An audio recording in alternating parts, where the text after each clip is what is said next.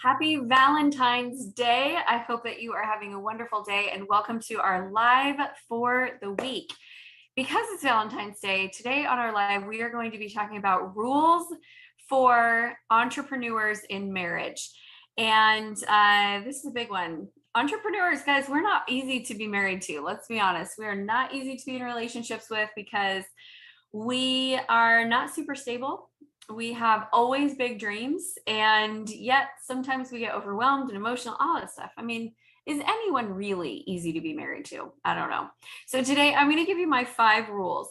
If you are watching with me live, would you just go ahead and type in live and let me know that you're here? If you're watching the replay, type in replay and let me know that's how you watched it. I am trying to keep these to 15 minutes to just help you jumpstart your week off right. And so comments, I love them. Questions, I love them. Leave them in the chat and I'll come back in and answer them afterwards so I can make sure that I cover everything that we want to cover. So some of you who know me know that my husband and I actually run our business together. And that's a dynamic all in itself. And there's a lot of rules that we have for partnership. We've made videos about it on our YouTube channel, and I recommend you go watch them. But what this video specifically is going to be geared towards is what I think is more common, which is you're the entrepreneur, your spouse is not. And we had that for a long time. So I started my first business when I was 22. And it wasn't until, let's see, I'm about to turn 42 in a couple of weeks, and we've been in business together for 9 years.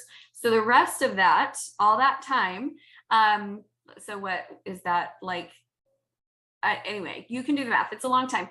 I was the entrepreneur and he was not. And so I'm going to give you some strategies and tips of things that I do see create conflict. I do think entrepreneurship adds an extra layer of challenge into marriage. And so we've got to be mindful and grateful. My number one tip, and this is just overall, this is not one of the rules, but the number one tip is be aligned in your goals and your purpose and make decisions according to it. So that will be the glue that keeps everything together. And then let's jump into my 5 rules. So rule number 1 is create consistency for your spouse. A lot of times when we are married to one person's an entrepreneur, the other's not, entrepreneurs like change. We like challenge. We like newness. We lose interest in things quickly. We have a little bit of like life ADD where, I mean, every 5 years, I am ready to sell my house and move. We've been in our house for 4 years and already I'm like starting to look at listings. And my family's like, no. So we like change. We like to do things differently. And we tend to marry somebody who likes consistency, stability. Create that for them, because the nature of your work is that you're not guaranteed a paycheck, so it doesn't give them that same sense of security, and it can feel uneasy to them. I have friends who are married to non-entrepreneurs that they make a lot of money, and they'll be like, you know what, I know that you have $30,000 months, but the $3,000 months stressed me out so much that I'd rather you just had a job where you made half as much, and I would feel more secure in that. And that's honest, right? Like they love that stability. So what can you do to create that? You can create stability in your work hours so it doesn't feel like you're all over the place. You can create stability in the expectations around your travel. You can create stability in your revenue. Like that's one of the things that is so important, is that yes, there's a range, but your range doesn't have to fall so low. If you have good safety nets and structure and systems and strategy in your business, your lows should still be livable. So then your highs are just something to be celebrated, but your lows, there's like a bankable number that they can depend on, that you can always pay for what goes into the family income. Your business needs are met. So create that stability. You can also, sometimes when we crave stability, it's because what we really crave is security, and security is an internal thing. Stability is external. So you can look at what are the emotional needs that your partner has and meet those needs, and they will feel more safe. They will feel more secure when their emotional needs are met. And when their emotional needs are not met, that's when they start looking at all the things around them and wanting to control the environment. So give them what they need. All right, number 2, celebrate their steadiness. This was something that was hard for me to learn.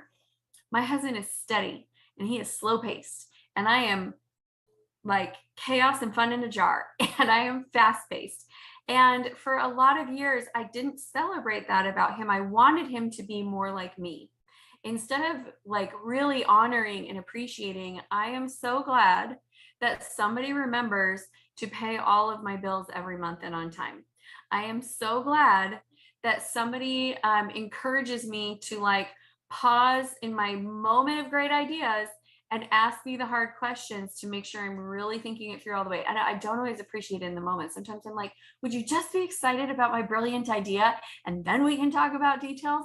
But like, I need to celebrate that that is his gift. So celebrate your spouse for who they are, not resenting who you wish that they were. Okay. That's just advice for marriage 101. But because you're an entrepreneur, you have this extra layer of challenge here. And here's what it is. It's that the qualities that are valued in entrepreneurship are sometimes not the qualities that your spouse has. And because those qualities wouldn't work for you as an entrepreneur, we tend to discount them as like wrong or not as good or not as successful. And that's not the same. That's not the truth. Like I don't think that my husband is as driven as me in professional life, but he's more driven than me in loyalty and family relationships, and even sometimes faith. Like that one, I feel like sometimes I'm higher, he's higher, but like he is driven, but he's not driven to create external success. And sometimes because we so much value the drive and the results and the wins, we can discount what they bring to the table. And that will create an extra layer of lack of harmony inside of your marriage. Oh, I got to tell you this story. I'm trying to be on time though, but I do have to tell you the story because it was profound for us. There was a season in our marriage and in my business where I felt like I was pushing so hard to try to get ahead. And he was doing his slow, steady thing. And so I felt like we were moving apart. And I didn't like it. It felt like friction. And I was always feeling torn between like, do I just push forward towards what I want, or do I pull back and stay with him? And I was in prayer about this topic and really like feeling kind of torn about it. And God kind of gave me this picture in my mind that was like, change your direction. And in my mind, we were kind of like two animals like yoked together that we had to go at the same pace to pull the load together, like two horses or two oxen or something that pulls loads. I was like, we got to stay together to be able to do this. And he was like, no, just change the direction, be trees. You grow as tall as you want to, and he can grow as deep of roots as he wants, and his roots will strengthen yours, because your growth happens fast and above the surface, and his is steep and deep and steady below the surface, and he will keep you standing. And it was like this beautiful imagery to realize that we don't have to grow an inch apart, right? But I don't have to wait for him to grow at all. There's no waiting involved. There's no frustration. I don't have to lament his pace. Like I can just straight up honor the fact that we grow differently. So you can grow together without growing apart, and you can grow at different paces, and it is a beautiful thing. Okay, number 3, don't tie value to financial contribution. So this is something that a lot of times, especially women, struggle with. They struggle with out earning their spouse. Because they feel like out earning their spouse is going to make their spouse feel less than, or they feel frustrated that their spouse doesn't earn as much as them. I don't see this quite as much with men. I guess the way that it shows up with men is when men aren't earning where they want to be, they feel themselves like their value is low. And so remove value from income. Remove it. We run our business together, and I will tell you, my husband is incredibly valuable to the company. Like I can't even imagine now trying to run it without him. I started it without him, but I can't imagine now because he does so many different things. But they're not the income producing activities. I do the income producing activities. He does all of the support, the behind the scenes activities. And so if I get this mixed up in my mind, what happens is I start to feel resentful that I have to bring in all the money and he doesn't.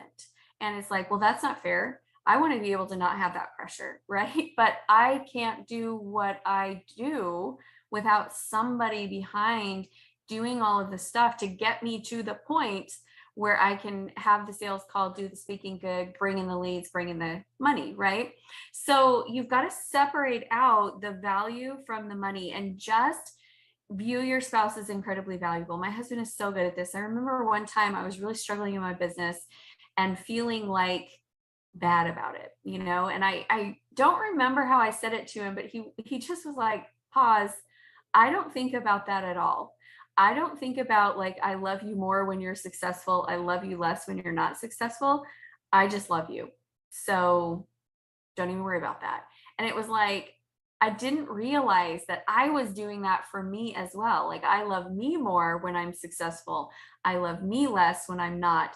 And so I assume that other people feel the same. So just separate those out. Let those be two totally different things. Your value is uncountable. Your results on the sales scoreboard that month are temporary, right? Your value is eternal. Your sales are temporary. You can fix that.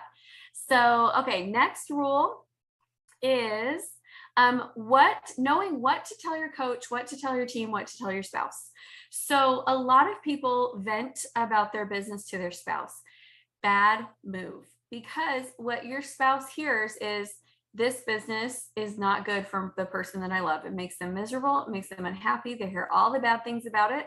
And then as entrepreneurs in general, we're not great at celebrating, because by the time we hit the win, we're already planning the next, right? So we tend to vent the frustrations and we tend to not show the celebrations. Make it the opposite. Celebrate with your spouse. All business wins. Take the frustrations where they belong. They either belong with your team or they belong with your coach. Okay.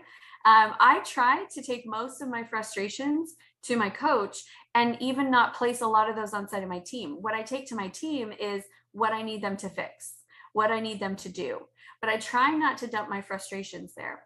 Now, this has gotten challenging since we're working together. And if you're working with your spouse, this is challenging, because if you're running a company together, you have to treat them kind of like a team. But it's hard, because once you start talking about the problem, sometimes the emotion settles in. So maybe you could talk with your coach first, or your support group. Maybe you have a mastermind where you can go and you guys have a space where you can just like have that moment event. And then they tell you like, okay, cool, get over it, move on. Like, you're going to be fine. You got this, you can do this. But you need that place where you can vent, and it shouldn't be your spouse. Otherwise, your spouse is not going to like your business. And even if it makes money, they're not really going to like your business, because they feel like the business makes you miserable, unhappy, and negative. Okay, this is the last one. Don't hide in your business from the hard stuff in life. I don't know how else to say this. Sometimes we feel like rock stars in our business, right? I'm not saying all the time, but sometimes we do. Like, you go to a speaking gig and everyone's like, oh my gosh, Amy, you're so inspiring. You're so amazing. Like, and they put you on this like pedestal that then you come home and nobody has you on a pedestal. And, like, people are clapping from you on stage, and then you come home and your family's like, I'm like, hey guys, how was your day? Fine. I do have a bunch of boys, and a lot of them are in the preteen age. So it's not the same experience. People don't celebrate you, they don't clap for you, they don't cheer for you in the same way. But the reality is, these people at home, they stick by you when you're at your worst, and they love you still when you're at your worst. These people see you for moments at your best, and they assume the rest of it's all like that. And it's not.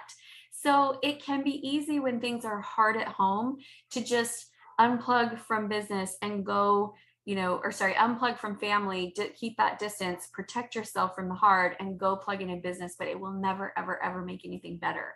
And what happens is you start seeking for validation in business, and you start seeking for love and admiration in business, and it creates unhealthy dynamics with your business. So I had this experience this week, just this past week. Like, there's some situations going on at home that, like, they're hard, and parenting is hard. It just is. And I've got some kids who are going through some hard things right now. And rather than deal with it, I can feel myself wanting to be like, I'll just go record another video.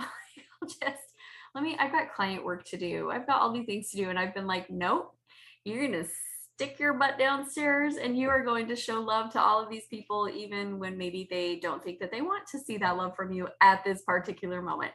And the day that I made that decision, within like the next day, things started to get better and people were not quite as grumpy with each other, right? Like it can shift when you put your time and attention where it needs to be. So thank you for being here with us on this live. I would love to hear your thoughts, your rules for marriage, because I'm sure you've got some things that you do that work incredibly well as also. So share them in the comments.